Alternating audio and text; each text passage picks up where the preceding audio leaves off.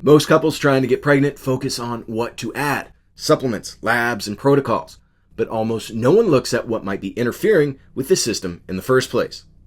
This is why you can do everything right, eat well, take the right supplements, track your cycle, and check your labs, and still not get pregnant. Not because you're missing something, but because something is getting in the way. And one of the most common sources of interference you're exposed to every single day is plastics.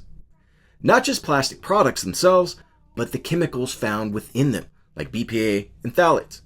These chemicals leach from plastic and end up in your body.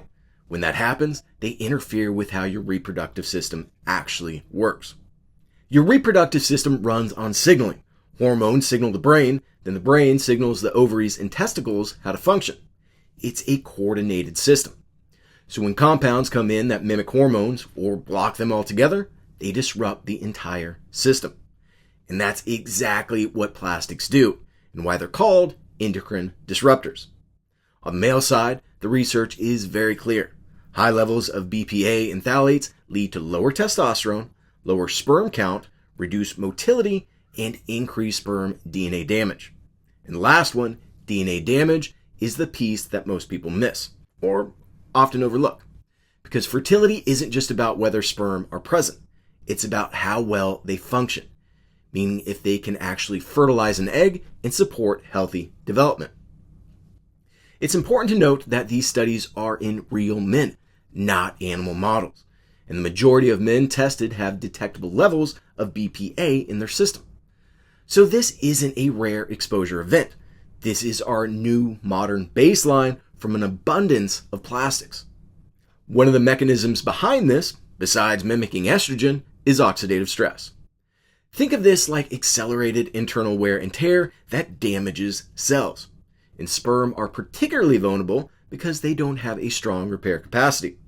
So as oxidative stress increases, you start to see damage to the sperm membrane, the DNA, and overall function.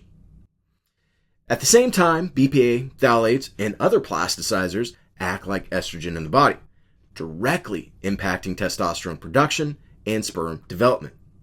So you end up with less testosterone, more sperm, and more DNA damage, all from the same exposure.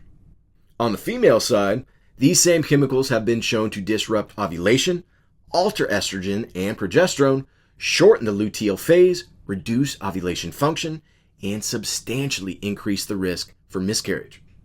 Now, let's zoom in and take a closer look at a few of these areas. Human studies show higher levels of BPA and phthalates shortens the luteal phase. The luteal phase is the second half of the cycle, and it's the window where implantation happens. So when you shorten this window, you reduce the odds of successful pregnancy. Then there's how plastics impact female hormones. Specifically, they disrupt the hormones needed for conception, including estrogen, progesterone, prolactin, and FSH. And when those levels fluctuate, function gets disrupted, even if labs fall within normal reference ranges. Evidence also shows that plastics directly impair how the ovaries function by altering a hormone called inhibin B, which reflects how well the ovaries are working. The key point is fertility isn't about a number on a lab report. It's about how well the system functions. Now, that being said, I want to be clear.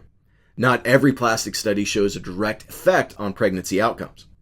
But what is consistently demonstrated is that these chemicals interfere with the mechanisms that fertility depend on: hormones, cell function, and DNA integrity. And when those are off, everything downstream changes. So if you've been told everything looks normal, but still don't have a pregnancy, plastics may be one of the issues. That's because standard testing doesn't evaluate chemical exposure or how well the system is functioning. It just checks whether values fall within the normal range. What makes this issue tricky is that plastics and plasticizing chemicals are everywhere. Food containers, packaging, water bottles, personal care products, candles, and more. They're so ubiquitous that every single one of us is exposed to these hormone-disrupting chemicals every single day, and they accumulate over time. But most people never connect it back to fertility. This isn't about fear, it's about understanding what might be interfering with function. Because if you don't identify what's getting in the way, you can unintentionally add more stress to an overloaded system. We put together a free masterclass where we break this down in a more structured way. What's actually being missed, how both partners factor into the equation, and more. So if you're trying to conceive and not getting answers, take the time to watch it. The link is below.